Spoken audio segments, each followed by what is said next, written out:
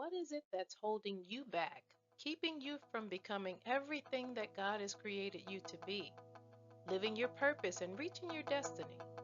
Is it self doubt, feeling that you don't measure up to others? Perhaps it's fear or lack of resources, offenses and challenges, maybe even past or current circumstances. Well, I want you to know that these are pathologies, diseases of the mind that negatively impact how you think and perceive things that invade your everyday life. You can overcome these peculiarities and become conquerors, living in the purpose that God has for your life. The Bible in Philippians 4:13 teaches us, I can do all things through Christ who strengthens me. Hello, I'm your coach, Dee Johnson, and I'm going to share with you on how you can overcome these pathologies and be all that God created you to be on today's Watering the Seed.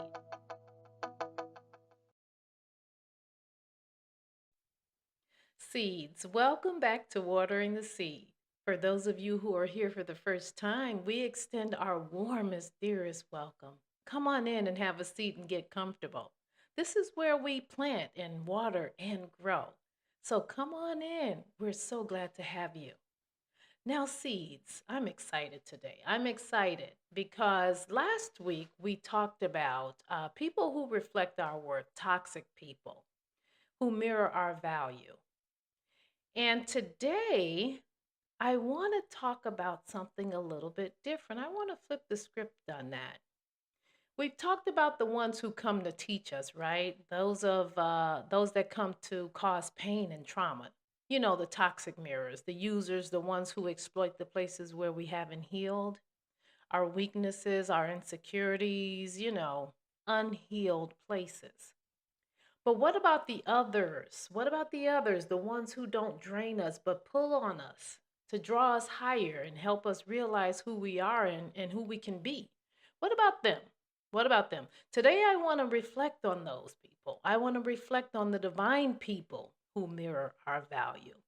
Because, yes, some people come to break you down, for sure, break you open. But there are others, those who come to build you up, not to break you down, but to help you grow and sustain that growth. You see, seeds, sometimes God sends people into our lives, not to challenge our worth, but to confirm it, to say, yes, you are big, you are brave, and you are beautiful. Yes, you can do it. You can. You can achieve your dreams. You'll know them when they arrive.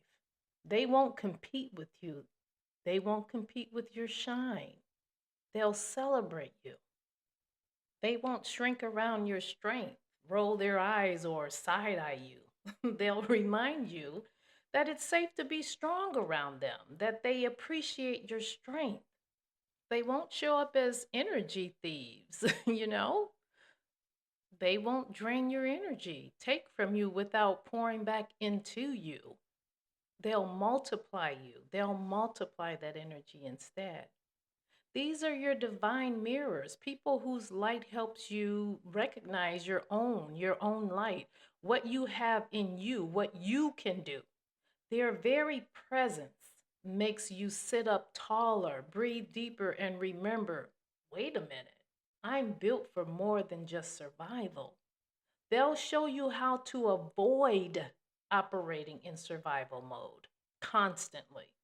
Yeah, they're the people who are more like you, like me.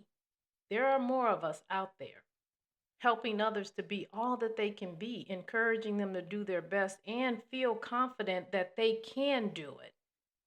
Let's go to scripture on this one.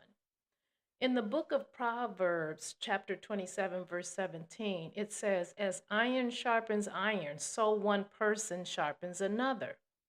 And that's not just poetic, that's spiritual mechanics. When you meet someone aligned with your values, your strength does not threaten them. It doesn't threaten you. It activates you. You become energized and confident. The iron sharpens iron dynamic, it shows up all through the Bible, not just in words, but in powerful relationships that shape and challenge and refine purpose. One of those relationships can be found in 1 Samuel 18 and 20, and it's a story of David and Jonathan. And that story demonstrates loyalty, accountability, and mutual sharpening in divine friendship.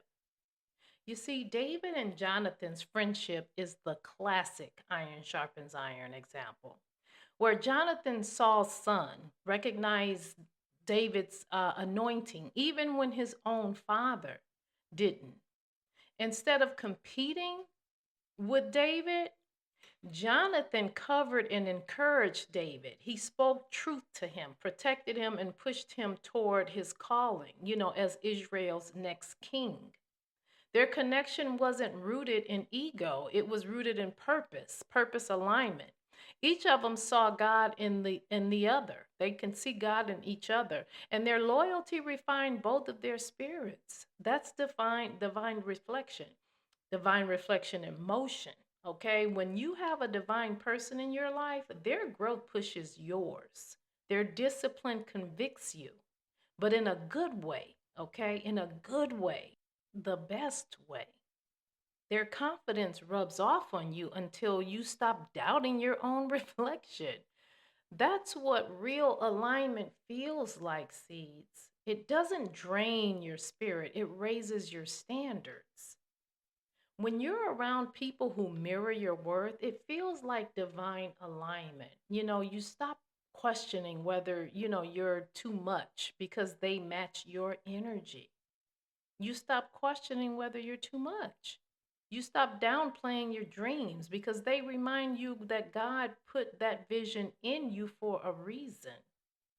You stop tolerating bare minimum love because they model what a healthy connection looks like. These are the people that help you align. They help you align with your purpose. Being around these reflective people, aligned people, feels refreshing. It feels healing. It feels like sunlight. It's not forced, not fabricated. It just flows. It just flows naturally. When you leave their presence, you don't feel exhausted. You feel renewed and expanded. Trust me, I've experienced this myself, and I've had people tell me that they experienced this. True story. I have a true story. Let me tell you this story. There was a woman, her name was Lena. And Lena was a gentle lady, humble and brilliant, but she didn't see herself that way. She didn't see herself that way. She'd spent years surrounded by people who only saw her as a convenience, not called, just convenient. So one day Lena joined a small writing group, and in that space she met people who saw her. I mean, really, really saw her. They didn't just compliment her, they challenged her. When she doubted herself, they reminded her of the fire in her words, when she spoke, when she told her stories. And when she hit her light, they turned a mirror towards her and said, "Hey, sis, this is you. Own it. Own it." And something shifted. She started writing again. She started writing again. She started smiling differently. She began walking with the confidence of someone who finally believed their reflection, her reflection. And that's what happens when the right people enter your life. They don't change who you are, they remind you of who you've always been. Okay? Now, C's, I want you to understand this. Every connection is a mirror. Every connection in your life, everyone you're connected to is a mirror, a reflection. Yeah. They're a mirror, they're a reflection of you, revealing something about you. Some reveal your wounds, others reveal your worth, but they reveal something about you. Otherwise, you wouldn't be connected with them. You wouldn't be connected to them. It's something about them that draws you to them, and vice versa, you know? And your job isn't to resent the painful ones or worship the beautiful or divine ones. That's not your job. No, that's not what you should be doing. Your job is to recognize the reflection and ask God, what is this? What are you trying to show me? What are you showing me about myself through this person? You need to be asking questions. Why is this person a part of my life? What is it that I need to be learning?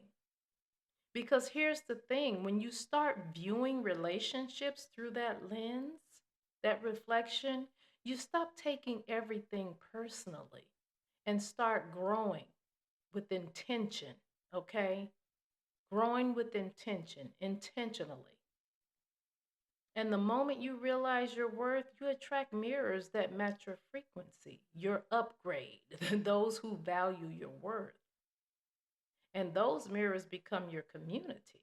They become iron sharpening iron, soul feeding, soul purpose, birthing purpose. You're aligned and you'll know it. When you walk in your worth, you stop being afraid of other people's shine because you understand that their light doesn't dim yours. It proves that the sun is still shining on both of you. Okay? There's enough sunlight for everybody. Everybody. So don't worry about someone else dimming your light. And don't worry about dimming someone else's light.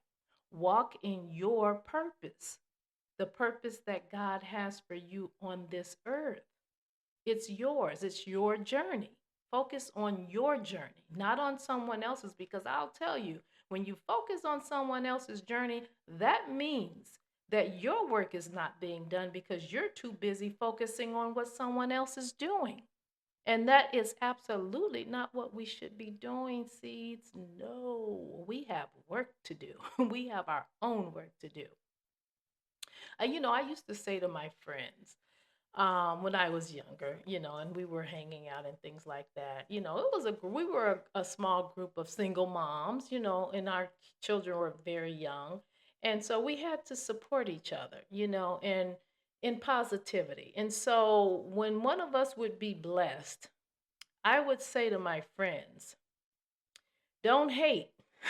Don't hate. That means God is in your neighborhood, your community.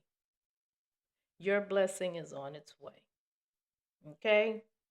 That's what I would share with them. God is in the community, He's in the neighborhood. Your blessing is on its way. No need to hate, no need to shame, no need for shade, no need for any of that. God is in the neighborhood and your blessing is on its way. So, seeds, alignment doesn't always arrive as a challenge. Sometimes it shows up as a confirmation. Okay? There will be people whose excellence calls you higher, whose joy softens you, whose peace teaches you how to rest. Don't miss those reflections because you're still healing from the wrong ones. Don't miss it. Let God show you who mirrors your future, not your fears. And when you find them, honor them. Water those connections because just like you, they're proof that love and alignment can coexist without manipulation or pain. And that's the power of reflective relationships. Those are the seeds being planted in your garden. And the harvest, well, the harvest is the fruit of knowing your worth. Every divine relationship should either build your character, deepen your faith, or awaken your purpose. Okay? If it's not doing one of those three, it's not iron. It's dull metal. It's not iron sharpening iron. It's dull metal. It's dull metal. So I love you all. Until next time, recognize when your iron is being sharpened and let iron sharpen iron. We'll see you next time.